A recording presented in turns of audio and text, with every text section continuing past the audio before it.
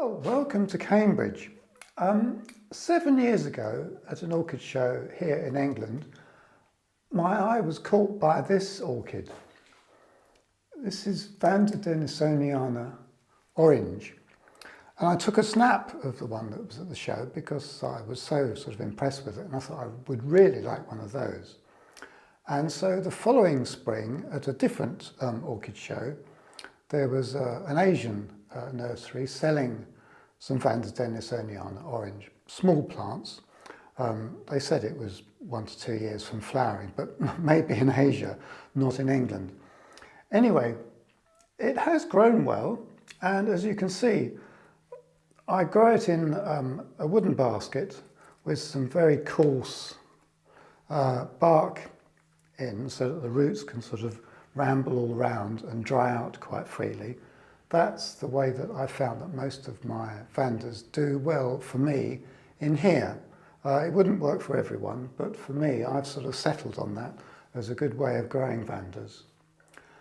Vanda denisoniana comes from a very big area around sort of Thailand, Myanmar, south bordering of China. I'm a bit confused about the range of elevations because some people say 450 metres right up to over 1,000 metres, but other sources say much lower. So whether you classify it as warm or bordering on intermediate growing, I'm not quite sure. It certainly doesn't require quite the same temperature as some of the hybrids and some of the other species of Vandas, so that's why I grow it. Now, I have had a normal Vanda denisoniana, the one that has sort of fairly clear yellow flowers, in the past, and it grew into a huge plant with masses of roots. It was really too big for me in here because I had to sort of duck around the roots, and so I passed that on to someone else. And the reason was that it started to try to flower at the darkest, dreariest, coldest time of year for us here in England, which is January, February. The spikes started to grow and then aborted, and you can't really blame it. This year, for the first time, this orchid started producing a little spike, and I thought, oh no, it's going to be another one of those where they begin to flower and then I never actually see any flowers. And sure enough, quite sensibly for the plant, it did abort its flower spike back in sort of February, March time. Anyway, this year has been exceptionally hot for us in this country. We've had an absolute heat wave and a drought as well, which meant that the gardens have suffered terribly.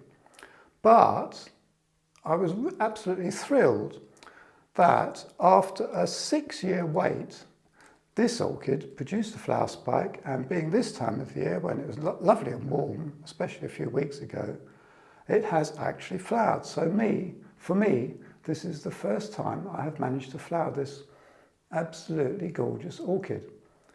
I haven't been able to form a definite opinion, but it has a beautiful scent. Most of the sources on the internet say it has a strong vanilla scent in the evening, and then it also smells at night time and during the day. At least this morning when I came in earlier, it was smelling quite sweetly, not so much now. And then the other evening when I came out to smell it, it smelled lovely. Not a really strong scent, but a beautiful scent. So that's my Vanda denisoniana orange. And one thing that is interesting, when it first came out, it was a sort of dull, sort of browny orange. And I thought, oh, after waiting for 6 years, it's not a very good colour form. But over the last 2 weeks or so, and the flowers do last quite a long time, it has deepened to this really rich, lovely orange colour. So I'm absolutely thrilled with this. If anybody else has experience with growing Vanda denisoniana in this country, and the flower spikes are bolting earlier in the year, because it is normally described as flowering in late winter, early spring, I'd be interested here in the comments what your experiences are, because I'm kind of hoping that I get flowers on this every year. And one thing that gives me hope is that the photograph snap that I took at the orchid show, that was 7 years ago, that was an orchid show in June. So it obviously is capable of flowering in the summer. And that was from a very experienced orchid grower up in one of the northern orchid societies. I can't remember her name or which society it was, but I'm really thankful that I came across it. Anyway, I'm going to hang it. It lives up here, hanging on this quite high rail where it gets plenty of light. And then it gets sort of misted or sort of wafted with rainwater every morning when I go round the whole of the greenhouse watering or spraying the mounted plants and any plants with lots of aerial roots. And then it gets dumped in a large container of rainwater with rain mix fertiliser about once a week, less in the winter.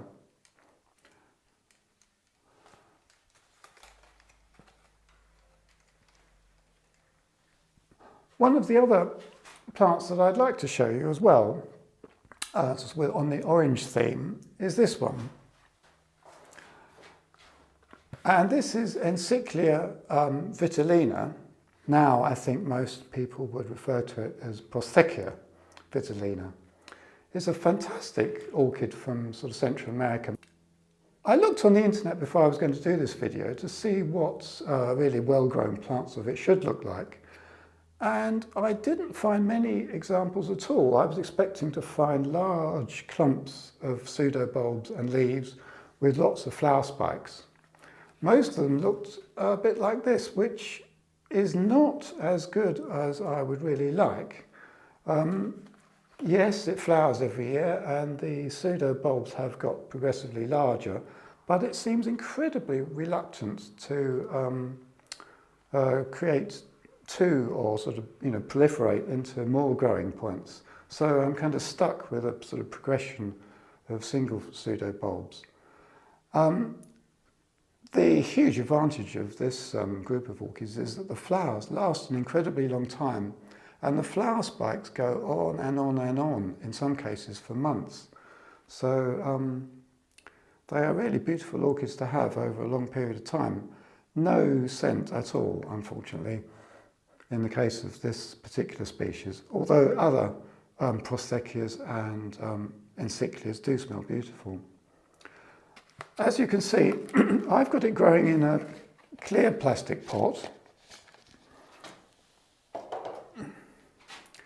And I've taken to growing a lot of my orchids in clear plastic pots because it means that you can see very clearly the state of the root growth. And you see there's a root coming down there, which I'm quite pleased about. It means that you can tell if watering is needed and whether they need repotting. This one certainly doesn't at this stage. So again, if anybody has any comments about growing this orchid and you've been more successful in developing a much bigger plant, I'd be interested to know perhaps what the secret is. Anyway, those are the two orchids that I wanted particularly to show you today. So if you haven't subscribed already to this channel, please do so, and I hope you've enjoyed it. And if anybody has any questions or comments, do put them down below and I'll do my best to answer them.